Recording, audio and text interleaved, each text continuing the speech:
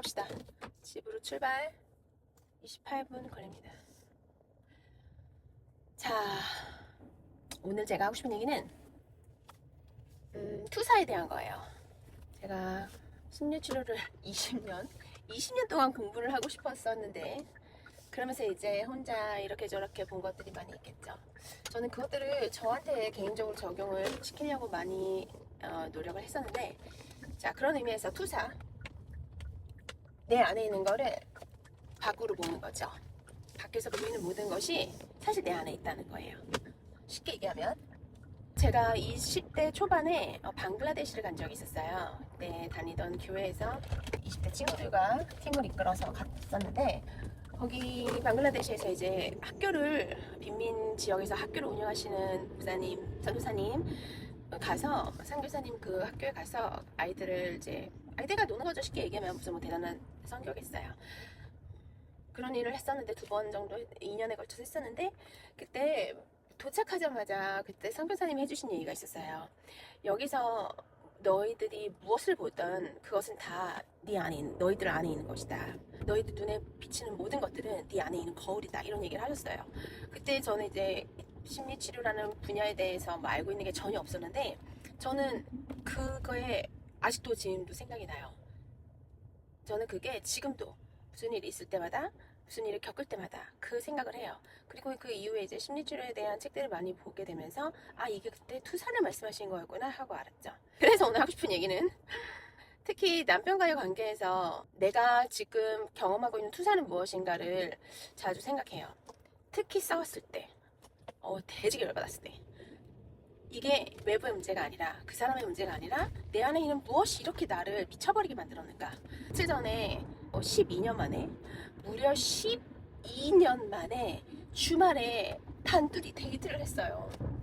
이게 진짜 경사스러운 날이었습니다. 또 마침 딱 그날이 남편 생일이었단 말이야. 둘째가 드디어 커가지고 아이들을 둘 다 이제 VBS에 넣어놓고, 와, 우리 그날 뭐 할까 며칠 전부터 막 둘이 생각하고 그러다가, 우리 애들 있을 때는 갈 수 없었던 좀 난 코스에 트레킹을 가자. 제가 제안을 했고 남편이 너무 좋다 그래서. 근데 사실 바빠가지고 그 코스를 미리 알아보고 그러지도 못했어요. 제대로 뭐 여기 갈까 저기 갈까 하다가 제대로 확정도 못한 채 그날을 맞았죠. 그리고 원래는 아침 일찍 애들을 다 내려주고 출발하기로 했었는데, 그 전날까지 또 남편이 엄청 바빴단 말이에요. 그 직후에 또 바로 출장을 갔어야 됐고, 그렇기 때문에 뭐 그날을 이렇게 뭔가 준비된 상태를 맞지 못한 것도 있었어요. 늦게 출발했어. 그래서 우리에게 주어진 시간이 뭐 2시간 정도밖에 없었고, 약간 내심 이렇게 이날을 맞고 싶지 않았는데 하는 약간 안타까움이 있었어요. 물론 남편이 바빴으면 내가 덜 바빴으니까 그날을 잘 준비했으면 됐는데, 그러지도 못했으니까 이제 탓할 것은 나다라고 이제 속으로만 생각하고 있었지만, 말하지 않는다고 해서 그게 드러나지 않는 건 아니잖아요. 막 이제 아우라가 막 나오지. 하지만 최대한 숨기고 있었어요. 근데 이제 차에서 드디어 터진 거예요. 떠나서 결론은 우리 둘 다 아이들을 잘 키우고 싶고, 그 다음에 아이들과 주어진 시간에 최선을 다하고 싶고, 뭐 이런 얘기를 하고 있었는데, 어떻게 하면 그렇게 할 것인가, 어떻게 할 것인가에 대해서 이제 약간의 논란이 있었는데, 갑자기 남편이 피곤하고 싶지 않아, 그런 얘기를 하는데, 진짜 제가 말 그대로 빡 돈 거예요. 피곤하고 싶지 않아? 나 맨날 피곤한데? 그리고 피곤한 거 너무 당연한 거 아니야? 피곤한 게 기본값인데 피곤하지 않다고? 아니, 우리가 여기서 아무도 없이 둘이서만 아이 둘을 이렇게 끙끙대면서 키운다는 거는 피곤함이 전제되어 있는 건데, 상대방이 한쪽이 피곤하고 싶지 않다고 하면은 그 피곤함의 양이라는 건 정해져 있는 건데, 그럼 그거 다 내 몫인데? 이렇게 이제 머리가 팍팍팍 돌면서 진짜 말 그대로 꼭지가 돌았어요. 항상 저 안에는 자아가 두 개의 자아가 있어. 이게 막 본능대로 미쳐 날뛰는 자아와 그 나를 바라보는 자아가 항상 공존해요. 의식 속에 넣어두려고 노력을 합니다. 근데 이제 그 두 번째 자아가, 너 지금 돌았어, 정신 차려, 이 얘기를 했어요. 모르지 않았어. 근데 내가 걔를 확 눌러버리고 있는 대로 열 받은 걸 이제 드러냈죠. 그럼 이제 저는 소리가 올라가고, 원래 톤이 높은 데다가 소리를 내면은 그 소리 자체에 남편이 너무 힘들어해요. 그걸 알아서 늘 항상 두 번째 자아가 소리만 낮춰, 화난 거 알아, 소리만 낮추자, 잘 표현해보자, 이렇게 늘 두 번째 자아가 얘기하는데, 그날에 확 눌러버리고 있는 대로 소리를 냈어요. 그 닫혀있는 차 안에서 둘이 12년 만에 데이트하러 가는 그 차에서 이제 그때부터 이제 기분이, 안 그래도 눌러왔던 것들과 함께 확 시작했습니다. 남편도 이제 힘들고 그랬죠. 네. 그러니까 거기서 제가 진짜 정신줄을 놓쳐버렸던 거는 상대방이 너무 이기적이라고 느꼈기 때문이었어요. 이기적이다. 나도 피곤하고 싶지 않은데 너만 그 피곤함에서 도망가고 싶다고?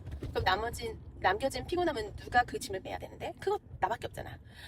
그걸 뻔히 알면서 넌 안 하겠다고? 이건 사실 저만의 생각이죠. 남편은 너도 피곤하지 않을 수 있어. 너도 그럴 필요 없어라고 했는데 또 얘기하니까 열받네요. 그럴 수가 없죠. 그럴 수가 없어. 이제 이 둘째, 어린 둘째, 저희 아이들 둘 차이가 7살 차이가 나는데 이 둘째를 낳고 키우는 이 과정에서 진짜 고비가 많았습니다. 이제 다음 기회에 남편이 저는 이기적이라고 행동하거나 발언한다고 느낄 때 남편이 이기적이라는 게 아니에요. 그건 알 수 없는 거고 그거는 저의 단정이죠. 이기적이라고 내가 느껴질 때 정말로 돌아버려요. 근데 이제 그거에 대해서 제가 그것이 저의 발작 버튼이라는 걸 알고 있었고 또 이제 거기서 내가 너 너무 이기적이야. 너 이기적이다라고 내가 느낀다라고 얘기하지 않고 그렇게 얘기해야 된다는 걸 알고 있으면서도 너 이기적이야. 이렇게 얘기하면 그 얘기가 또 이제 남편의 발작 버튼이 됩니다. 이제 그러면 이제 걷잡을 수 없는 암흑 속으로 들어가는 거죠. 그 이후에 이제 뭐 데이트는 난장판이 됐고 아무튼 이제 집에 와서 생각을 했어요. 그게 이제 토요일이었고 오늘 화요일인데 계속 생각을 했죠. 왜 내가 그렇게 남편과 제가 속해 있는 어떤 집단이 있는데 이제 그곳 사람들 전부라고 하기는 어렵고 일부 사람들에 대해서 제가 좀 화가 나 있었어요. 아니 이렇게 그곳을 통해서 나와 내 자녀들이 이렇게 누리고 받은 게 많으면 어떤 일종의 책임감을 가지고 감정을 가지고 되갚을 생각을 하고 어떻게 나도 기여할 수 있을까 하는 게 당연한 어떤 인지적 흐름이 아닌가 저는 그렇게 생각을 늘 하고 있는데 아니 내가 보는 그 사람들은 전혀 그렇지 않은 거예요. 자기가 받아 누릴 것만 받아 쳐 누리고 자기는 아무것도 기여하지 않아. 저는 그게 굉장히 오랫동안 이제 갑갑함으로 남겨져 있었는데 그 사람들이 너무 못마땅하고 너무 이기적이라고 생각이 들면서 당연히 이해할 수도 없고 이해하고 싶지도 않고 어떻게 이 사람들과 함께 갈 수 있을까 그런 얘기를 남편과 주로 많이 하고 있었어요. 이제 그거랑 맞물린 거지. 제가 저를 계속 돌아보면서 남편에게도 그 사람들에게도 이기적이야 라고 하는 그 부분에 제가 굉장히 화가 난다는 것이 대체 왜일까 그 생각을 하기 시작했어요. 그러면서 생각을 했죠. 그렇게 내가 나를 바라보고 있는 자아를 내 상위 자아를 억누를 수 있을 만큼 강력한 어떤 이 공격 본능 이 화 본능이 화가 있기 때문에 그 이기적이라는 것에 딱 걸리는 거예요. 왜 나는 그게 그렇게 화가 날까? 모든 현상과 모든 상황을 모든 사람이 그것을 문제라고 동일하게 받아들이지 않는다는 거죠. 왜 나는 상대방과 나에게 중요한 사람들이라고 여겨지는 그 사람들이 이기적이라고 느낄 때 이렇게 화가 날까 돌아봤을 때 이기적이면 안 돼 라는 마음이 있었던 거예요. 이기적으로 행동하는 것은 관계에 책임을 지지 않는 것이고 책임한 행동이고 그것은 건강하게 관계를 만들어 나가는데 좋은 태도나 좋은 백그라운드가 아니다. 이기적인 행동을 하거나 이기적인 발언을 하거나 이기적인 태도를 갖고 있는 사람은 좋은 관계를 만들어 나갈 수 없다. 그러고 나는 좋은 관계를 만들어 나가는데 헌신되어 있는 사람이기 때문에 나는 절대로 이기적으로 행동할 수 없다. 이런 신념이 내 안에 굉장히 두텁게 깔려 있었던 거예요. 그러니까 이것이 나의 그림자였어요. 네. 이것이 나의 그림자였다. 그렇기 때문에 이 그림자가 타인들을 통해서 나에게 중요한 타자들을 통해서 이렇게 딱 건드려질 때 화가 난다고 하죠. 그거를 깨달았어요. 이 그림자가 과도하게 짙을 때 사람은 자기 자신을 과도하게 갉아먹게 됩니다. 저의 경우는 이기적이면 안 돼 라는 이 신념 때문에 과하게 헌신하고 과하게 움직이고 과하게 배려하는 것이 몸에 배어버렸고 그것이 나를 힘들게 했고 또 그것이 온당하게 보상받는다. 그러니까 심리적으로 어떤 고맙다는 보상을 받지 않을 때 이제 너 이기적이야. 그래서 화가 났던 거죠. 결론적으로는 좋은 관계를 위해서 헌신적이어야 한다, 아니 헌신적이어야 된다와 이기적이지 않아야 한다를 제가 같은 범주에 넣고 있었다는 것도 지금 깨달았습니다. 네, 말도 안 되는 거죠. 헌신적이어야 한다, 이기적이지 말아야 한다라는 것 때문에 내가 과도하게 일을 하다가 결국은 그 관계, 내가 지키고자 하고 싶었던 그 관계를 해치게 되는 모순적인 상황에 처하게 됩니다. 남편과도 마찬가지죠. 네, 그거를 깨달았어요. 내가 이기적이지 않게 책임감 있게 헌신하려고 했기 때문에 일하면서 저는 정말 거의 매일 새벽 5시에 일어나서 내 할 일들을 하고 내 분량의 공부를 하고 그 다음에 식구들이 먹을 아침 식사를 정말 내려와서 숟가락만 들면 먹을 수 있게 다 차려놓고 식구들의 도시락을 싸고 그러고 출근을 했어요.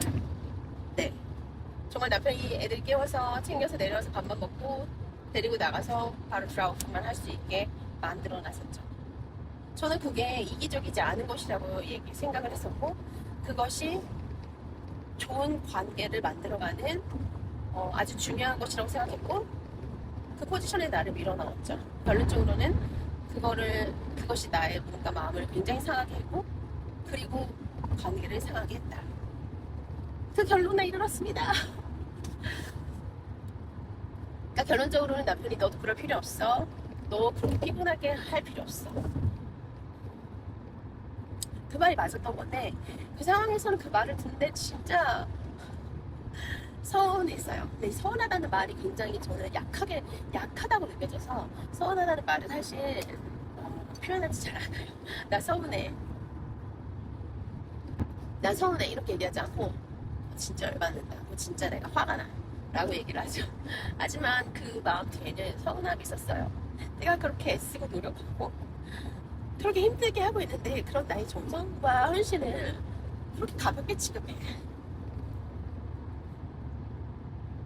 그 서운한 마음과 그런 것들이 이제 막 얼룩덜룩지면서 이제 우리의 12년 만의 데이트를 완전히 망쳐버린 건 사실 저였습니다.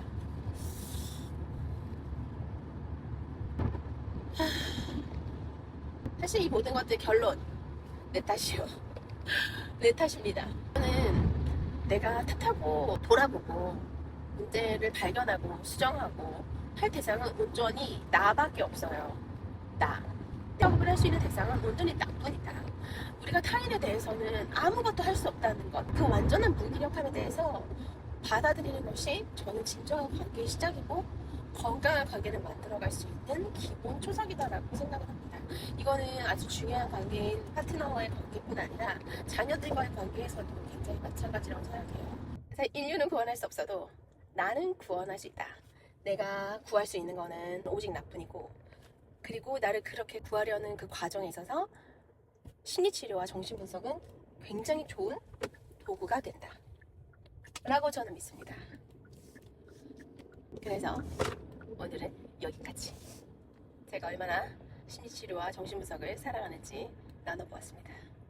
그러면 여러분 안녕.